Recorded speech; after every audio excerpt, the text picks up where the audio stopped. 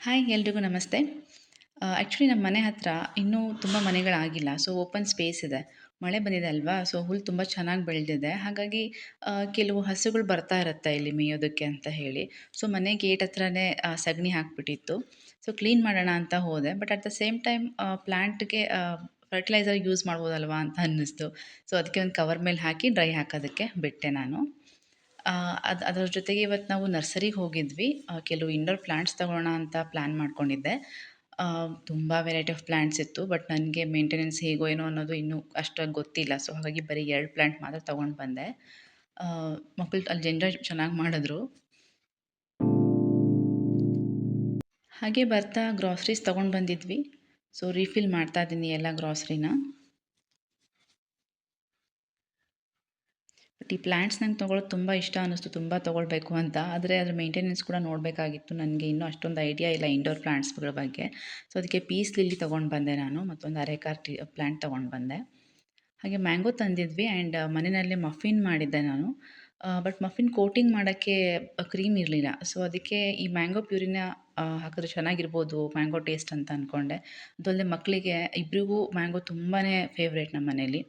ಅದಕ್ಕೆ ಅದನ್ನ ಕಟ್ ಮಾಡ್ಕೊಂಡ್ಬಿಟ್ಟು ಮ್ಯಾಂಗೋ ಪ್ಯೂರಿ ಮಾಡಿ, ಸೊ ಅದ್ರ ಮ್ಯಾಂಗೋ ಪ್ಯೂರಿದು ಕೋಟಿಂಗ್ ಮಾಡಿದೆ ನಾನು.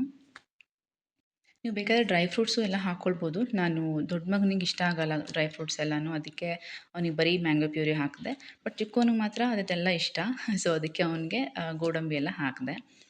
ಇಬ್ಬರು ಚೆನ್ನಾಗಿ ಇದೆ ಅಂತಲೇ ಹೇಳಿದ್ರು ಆ್ಯಂಡ್ ಅದರಲ್ಲೂ ಚಿಕ್ಕವನಂತೂ ಅದನ್ನ ತುಂಬ ಎಂಜಾಯ್ ಮಾಡ್ಕೊಂಡು ತಿಂದ ಅಂತ ಹೇಳ್ಬೋದು.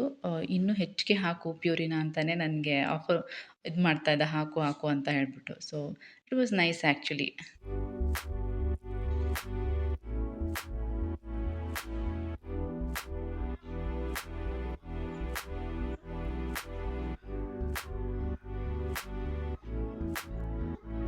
ಹಾಗೆ ನಾವು ಸ್ವಲ್ಪ ದೋಸೆ ಅಕ್ಕಿದು ಕೂಡ ತಗೊಂಡು ಬಂದಿದ್ವಿ.